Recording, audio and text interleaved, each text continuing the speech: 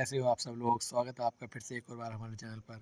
आशा करता हूँ कि आप सब लोग स्वस्थ होंगे और अच्छे से अपनी तैयारी कर रहे होंगे। तो एनटीपीसी के एग्ज़ाम रिव्यू के सीरीज़ में ये आज की हमारी लास्ट वीडियो है, जो 16 मार्च को हमारा एग्ज़ाम हुआ था। उसकी पहली शिफ्ट और सेकंड शिफ्ट दोनों शिफ्टों का हमने रिव्यू डाल दिया है और एनालिसिस कराया और उसके बेस पे हमने एक्सपेक्टेड क्वेश्चन भी बताए हैं। तो ये आज की हमारी आखिरी शिफ्ट है, थर्ड शिफ्ट। इसके बारे में अब हम बात करेंगे कि कौन-कौन से क्वेश्चन इसमें पूछे गए और ये शिफ्ट मॉडरेट रही, हार्ड रही या फिर ईज़ियर साइड रही। तो सबसे पहले इस शिफ्ट के बारे में बात करते हैं, फिर हम क्वेश्चन देखते हैं कि क्या-क्या क्वेश्चन पूछे गए।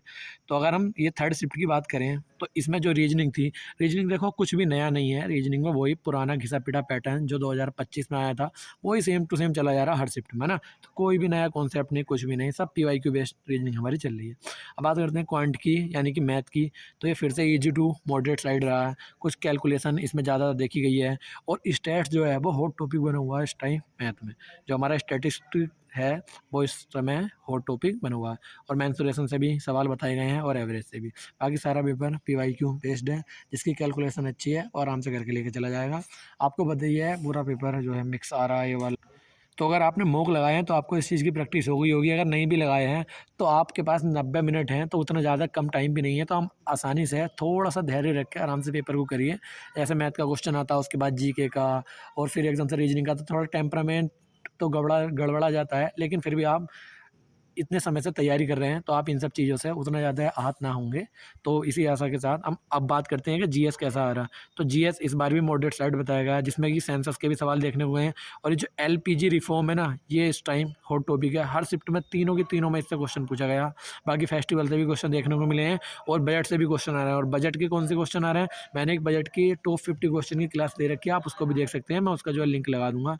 और जो है एंशिएंट हिस्ट्री से भी क्वेश्चन देखे गए हैं और पॉलिटी में जो इम्पोर्टेंट जितने भी अमेंडमेंट्स हुए हैं, उससे क्वेश्चन ज़्यादा देखने को मिल रहे हैं, है ना? और जो करंट अफेयर है, उस पे आप जो है फ़ोकस करिए। मिड से जो भी 2026 का हमारा करंट अफेयर है, मतलब 2025 का मिड, यानी कि मई से लेकर दिसंबर तक का उतना करंट अफेयर आपको। और कंप्यूटर के भी 3 से 4 क्वेश्चन, जैसे मैंने पहले ही बताया, कि वो भी इसमें पूछे जा रहे हैं, जाकि ज़्यादा भारी कंप्यूटर नहीं है, वही शॉर्टकट की और एमएस ऑफिस के इंपॉर्टेंट क्वेश्चन वही हैं, है ना? जो ओवरऑल हमारी शिफ्ट रही है, ये मॉडरेट साइड रही है और इसमें जो बेस्ट अटेम्प्ट बताया जा रहा है वो 82 टू 85। अब तुम ये देखो कि मॉडरेट शिफ्ट होने के बाद भी 80 टू 85 अगर बेस्ट अटेम्प्ट बताया जा रहा है, तो सोचो कि लोग कितना स्कोर कर रहे होंगे, है ना? अब हम सबसे पहले इसके बाद देखते हैं कि जो क्वेश्चन पूछे गए हैं, उसके बाद हम तीनों शिफ्ट को समराइज़ भी करेंगे कि किसमें कौन सी शिफ्ट हार्ड रही, कौन सी शिफ्ट मॉडरेट रही, वो हम लास्ट में करेंगे। अब हम देखते हैं सबसे पहले क्वेश्चन क्या-क्या पूछे गए हैं थर्ड शिफ्ट में। सबसे पहला जो क्वेश्चन पूछा गया था वो तो हमारा, in which union budget was the concept of effective revenue deficit. इस वर्ड पे खासकर से फोकस कीजिए। Introduce for the first time, जो किस केंद्रीय बजट में पहली बार प्रभावी राजस्व घाटा की अवधारणा पेश की गई थी। तो ये पेश की गई थी हमारी 2011 से 12 का जो हमारा बजट पेश हुआ था उसमें। तो इसकी एक्स्ट्रा इन्फॉर्मेशन भी मैंने लिख के दी है, तो आप हो सके तो उसको भी पढ़ सकते हैं। यहाँ पे मैंने एक्स्ट्रा इन्फॉर्मेशन हर क्वेश्चन की ऐड करी है। उसके बाद अगला क्वेश्चन पूछा गया था, who was the first Indian to receive the Ramsar award 2025 in the wetland use category. Wetland use श्रेणी में रामसर अवार्ड 2025 प्राप्त करने वाले प्रथम भारतीय या पहले भारतीय कौन है? तो यह हमारे जयश्री जयश्री वेंकटेशन, है ना? तो ये हमारे जयश्री वेंकटेशन।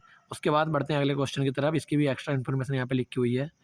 तो the Charbagh style of architecture where is garden is divided into 4 parts by water channel was introduced in India by which dynasty. ये तो सबको पता ही होता है कि वास्तुकला में जो चारबाग स्टाइल है, वो बगीचे में पानी की नालियों द्वारा 4 भागों में विभाजित किया जाता है। भारत में किस वंश द्वारा शुरू किया गया था? तो ये शुरू किया गया था मुगल्स डायनेस्टी द्वारा। जो भी हमारे देश में मुगल आए थे, उन्होंने ये शुरुआत की थी। और जो सबसे पहले इसमें देखो, इसमें यहाँ पे लिखा हुआ जो हुमायूं का मकबरा था, उसके बाद ताजमहल में देखा गया, यह शैली कुरान में वर्णित जन्नत स्वर्ग के बगीचे का प्रतिनिधित्व करती। उसके बाद बढ़ते हैं अगले क्वेश्चन की तरफ। तो हमारा जो अगला क्वेश्चन है, according to the 2011 census which state recorded the highest population of, ये क्वेश्चन हाइड हो गया, of scheduled tribe ST in India. तो 2011 की जनगणना के अनुसार भारत की किस राज्य में अनुसूचित या एसटी की जो जनसंख्या सबसे अधिक दर्ज की गई है? तो ये दर्ज की गई है, हमारा इसका आंसर होगा Madhya Pradesh, option number D, Madhya Pradesh. बढ़ते हैं अगले क्वेश्चन की तरफ। तो एक्स्ट्रा इन्फॉर्मेशन मैंने यहाँ पे लिख रखी है, तो आप उसको भी देख सकते हैं एक बार।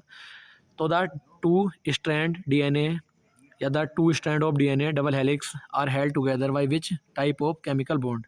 तो डीएनए डबल हेलिक्स की दो श्रृंखलाएं किस प्रकार के रासायनिक बंधन द्वारा एक साथ जुड़ी होती हैं? तो ये जुड़ी होती हैं हाइड्रोजन बॉन्ड द्वारा। तो जो हमारे डीएनए में जो नाइट्रोजन बेस होते हैं, जैसे एडेनिन से थाइमिन जुड़ा हुआ होता है और साइटोसिन से ग्वानिन जुड़ा होता है, तो उनके बीच जो बॉन्ड होते हैं वही बॉन्ड भी यहाँ पर पूछा गया, जो बॉन्ड होते हैं वो हाइड्रोजन बॉन्ड द्वारा जुड़े होते हैं। बढ़ते हैं अगले क्वेश्चन की तरफ। तो एड विच कॉन्फ्लू या Prayag to the Alaknanda and Bhagirathi rivers meet to form the Ganga. किस प्रयाग या संगम पर अलकनंदा और भागीरथी नदियां मिलकर गंगा बनाती हैं? तो ये होता है हमारा देव प्रयाग। देव प्रयाग में जो हमारी अलकनंदा और भागीरथी मिलती हैं और वहाँ से निर्माण होता है हमारी गंगा का। उससे पहले इनका नाम अलकनंदा और भागीरथी होता है, वहाँ से मिलने के बाद ही बनती है ये गंगा। बढ़ते हैं अगले क्वेश्चन की तरफ। What is the approximate length of the northern plains of India from east to west. तो पूरब से पश्चिम तक उत्तर भारत के जो उत्तरी मैदान है उसकी अनुमानित लंबाई कितनी है? तो ये लंबाई है हमारी 2400 किलोमीटर। बढ़ते हैं अगले क्वेश्चन की तरफ। यही क्वेश्चन थे हमारे पास जो हमें मिल पाए, जो एनटीपीसी के जो हमारी थर्ड शिफ्ट हुई है उससे में जीके के क्वेश्चन जो पूछे गए थे, यही सारे क्वेश्चन हैं जो अभी तक हमें मिल पाए। तो जो हमारे पास अगला क्वेश्चन है, which of the following is the highest point of Satpura range. तो निम्नलिखित में से कौन सा सतपुड़ा श्रेणी का उच्चतम बिंदु है? तो वो है हमारा धूपगढ़। तो ये क्वेश्चन हमें मिल पाए थे और जितने भी क्वेश्चन हमें मिले वो हमने सारे आपको एक्स्ट्रा डिटेल उनमें ऐड करके और आपको ये टेलीग्राम चैनल में प्रोवाइड पीडीएफ करा दी गई है। और बाकी जो है अब हम बात करेंगे तीनों शिफ्ट की, जो शिफ्ट हार्ड रही, मॉडरेट रही है, ईजी रही, कौन सी शिफ्ट किस तरीके से रही है, अब हम बात करते हैं उसके बाद। ये थर्ड शिफ्ट की तो हमने बात कर ली कि जो ये थी मॉडरेट साइड रही थी। अब उसके बाद बात करते हैं हम अगली शिफ्ट की। तो जो अगली शिफ्ट थी हमारी सेकंड शिफ्ट। तो सेकंड शिफ्ट मैंने पिछली वीडियो में बताया था, ये थोड़ी और ज़्यादा मॉडरेट साइड रही थी। तो इसमें जो एवरेज अटैम्प्ट या बेस्ट अटैम्प्ट निकल के आए थे वो 80 के आसपास थे और बाकी शिफ्टों में वो 80 को क्रॉस करके 82 को या 85 तक, है ना। इसमें भी जो रीजनिंग थी वो ईजी एंड डूएबल थी और जो मैथ था वो भी मॉडरेट साइड था और जो जीके था उसमें भी 15 से हमारे 16 क्वेश्चन थे वो डूएबल थे। करंट अफेयर सेम वैसे ही पूछा जा रहा है और कंप्यूटर के भी। साइंस के भी बता रहे हैं कि कुछ क्वेश्चन जो 12th लेवल के हैं उतना साइंस भी पूछा जा रहा है, तो आप उसको भी एक बार ध्यान में रखना कि साइंस भी जो है अगर कोई क्वेश्चन पूछ भी रहे हैं तो थोड़ा सा डिफिकल्ट वो पूछ रहे हैं। उसके बाद बात करते हैं हम जो है फर्स्ट शिफ्ट की। तो जो फर्स्ट शिफ्ट थी उसमें रीजनिंग फिर से डूएबल वही एज पीवाई की तरह, और क्वांट में स्टैट्स जो है इस टाइम बहुत ज़्यादा हॉट टॉपिक बना हुआ है, तो आप स्टैट्स के सारे क्वेश्चन करके जाएँ। और प्रोबेबिलिटी के अभी कोई क्वेश्चन ऐसा देखने को नहीं मिला। जीके में भी यहाँ 15 से 18 डूएबल थे और बाकी करंट अफेयर्स के यहाँ भी 9 से 10 क्वेश्चन बताए जा रहे थे और साइंस के 4 से 5। तो आप उस हिसाब से अपना अंदाज़ा लगा सकते हैं कि इसमें भी बेस्ट अटैम्प्ट जो थे वो 85 थे और ये शिफ्ट जो है ईजी साइड बताई गई है। उसके बाद हम जीके में बात करते हैं कि जो जीके में हॉट टॉपिक इस टाइम बने हुए हैं जिसको देख के जाने जाना। तो आप जो एलपीजी रिफॉर्म है उसको जरूर देख के जाएँ। एलपीजी रिफॉर्म जो हमारे हुए थे 1991 में, है ना, जिस टाइम हमारे जो फाइनेंस मिनिस्टर थे जो मनमोहन सिंह थे, वो जो एलपीजी रिफॉर्म लेकर आए थे, आप उसको जरूर देखें। और सेंसस को देखें और जो बजट है बजट में कम से कम 2025 का भी जरूर देख कर जाएँ, उससे भी काफ़ी क्वेश्चन बने हुए हैं और फेस्टिवल वगैरह भी देखते आ रहे हैं।